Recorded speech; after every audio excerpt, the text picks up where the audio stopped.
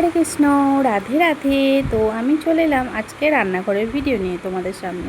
তোমরা আবার ভেবো না যে ভগবানকে না দিয়েই তোমাদেরকে দেখিয়ে দিচ্ছি। তো এখানে একটা পুর বানিয়ে নিচ্ছি। পুরে আছে বাঁধাকপি, আলু, টমেটো আর কাঁচা লঙ্কা। আর আমার কাছে সেরকম কোনো সবজি ছিল না, এটুকু সবজি ছিল, এটুকু দিয়েই একটা পুর বানিয়ে নিলাম। তো আমি নিজেই জানি না কি বানাচ্ছি। তো মেয়ের আবদার যে মা কিছু একটা সন্ধেবেলার জন্য বানিয়ে দাও, ভগবানকে ভোগ লাগাবো, এটাই প্রসাদ পাবো।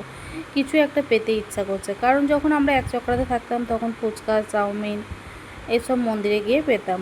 তো এখন তো আর এক চক্রাতে নেই, এক চক্রা আশেপাশে আছি, তো সেই সূত্রে এখন বাড়িতেই বানাই। আর বারবার যেতে মানে ইচ্ছা কি করে না, অবশ্যই ইচ্ছা করে, কারণ স্কুল যেতে হয়, টিউশন যেতে হয়, ওই জন্যে কিন্তু আর সময় করে আর যাওয়া হয় না। সেই টাইমটাতেই যাই। আর আমি তো সারাদিন মন্দিরেই বসে থাকি ভগবানের কাছে। তো ভাবলাম যে বেশ ঠিক আছে, মেয়ের যখন ইচ্ছা হচ্ছে তখন বানিয়ে দিই।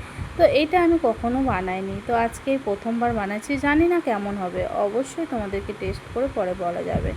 তো ভগবানকে ভোগ লাগিয়ে তারপরে তো প্রসাদ পাবো, তো তখন তোমরা বুঝতে পারবে কেমন হয়েছে না হয়েছে। আশা করি খুব একটা খারাপ হবে তা হবে না। তো আমি হয়তো হাতে শেপ সেরকমভাবে দিতে পারি না। আর কড়াইটা কিন্তু আমি এখানে ধুয়ে নিয়ে বালতির মতো জল ফেললাম। আমার রান্নাঘরে জল ফেলার জায়গা সেরকম নেই, আছে মানে আমি রান্নাঘরে জল ফেলি না, কারণ তার পাশেই সিলিন্ডারটা আছে। আর দাঁড়িয়ে দাঁড়িয়ে রান্না করা যাওয়ার মতো জায়গাও আছে, কিন্তু আমার বসে বসে রান্না করতেই বেশি ভালো লাগে। তার জন্য আমি এখানে নিচে গ্যাসটা দিয়েছি আর উপরে যা কিছু রাখা সেগুলো রেখে দিয়েছি। তো দেখো আমি পুরটা কিন্তু ভালো করে দিয়ে দিলাম একটু।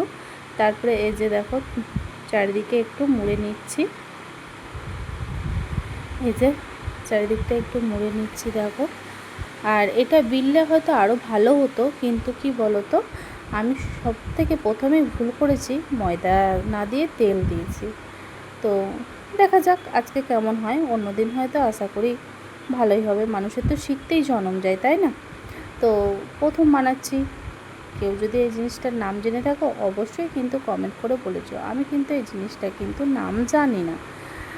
তো যাই হোক, মেয়ের আবদার তো রাখতেই হবে, কারণ আমার মেয়ের বাবা বলতে মা বলতে দুটোই আমি। আমার মেয়ের এই পৃথিবীতে আর কেউ নেই, আমারও আর কেউ নেই মেয়ে ছাড়া।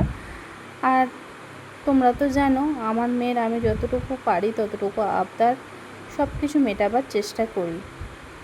তো এই যে দেখো আমার একটা একটা করে ভাজা হয়ে গেল, আর আমি কিন্তু সব থালের মধ্যে তুলে দিচ্ছি।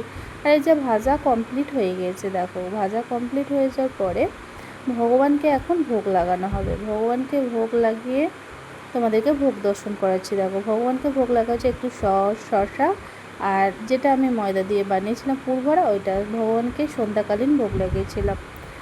তো তোমরা ভোগ দর্শন করলে, ভোগ দর্শন করলে দুর্ভোগ কাটে। এবার কিন্তু আমাদের প্রসাদ পাবার পালা।